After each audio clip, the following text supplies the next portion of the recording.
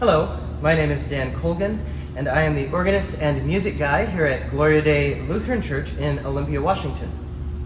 Welcome to my devotions from the organ bench. Today is Saturday, August 29th, 2020. The hymn I would like to look at today is the closing hymn used in worship tomorrow, number 810, O Jesus, I Have Promised. The text of this was written by John E. Bodie, who lived from 1816 to 1874.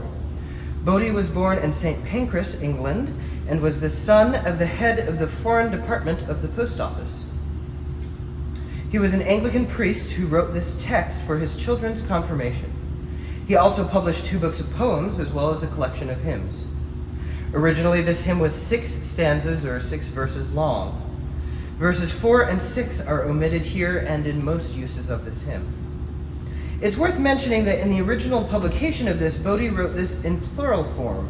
Rather than, O Jesus, I have promised, it was, O Jesus, we have promised, as it was intended to be sung by the confirmands that day. According to one source, the text he inscribed over the hymn was, quote, all the important truths I want you to remember.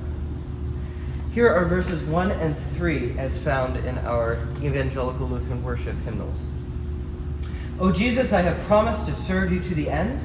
Remain forever near me, my master and my friend. I shall not fear the battle if you are by my side, nor wander from the pathway if you will be my guide.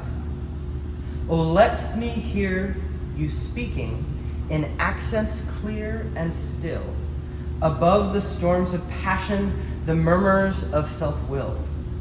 Now speak to reassure me, to hasten or control.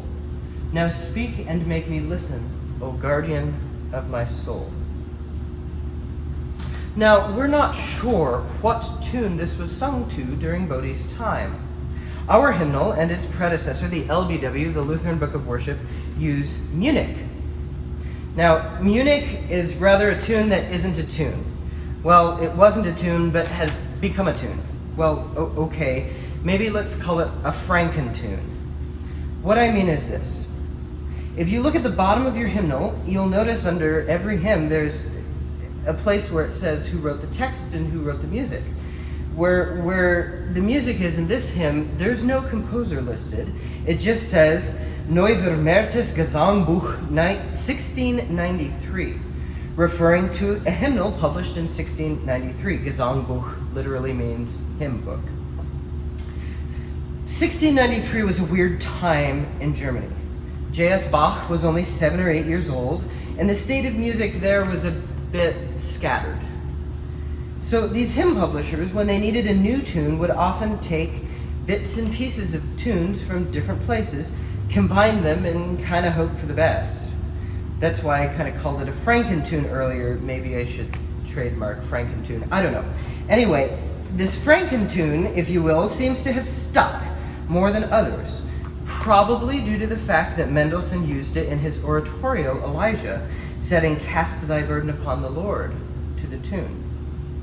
Our hymnal sets today's hymn, as well as one more, number 514, O Word of God Incarnate, to this tune.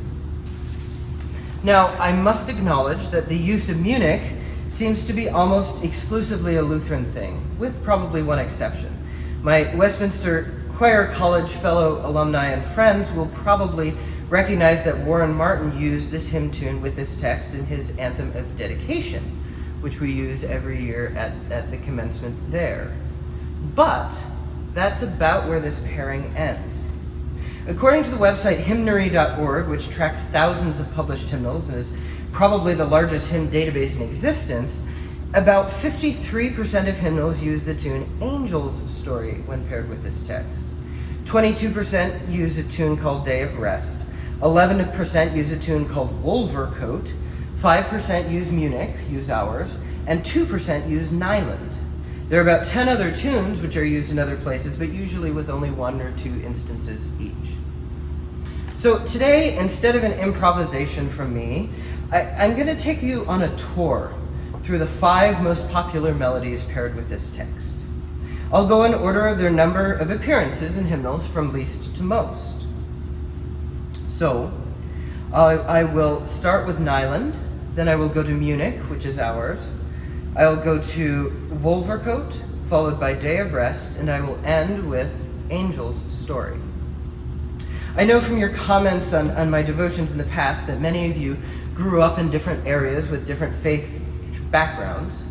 Perhaps you'll recognize one of these, or perhaps not. That's okay too. But it's amazing to me how some texts, like Amazing Grace, for example, are definitely tied with a single tune. Our hymn today, that is not the case. Hopefully this array of tunes will be somewhat interesting to you, and I thank you again for joining me this week.